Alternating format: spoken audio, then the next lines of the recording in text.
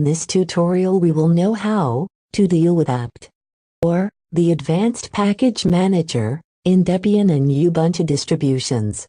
So let's get started. The first command you need to use is apt-get update to retrieve new lists of packages.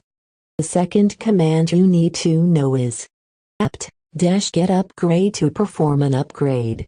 Use apt-get install and package name to install new packages.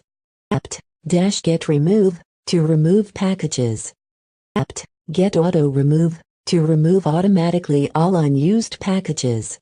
That can be very useful to get more free space on your system.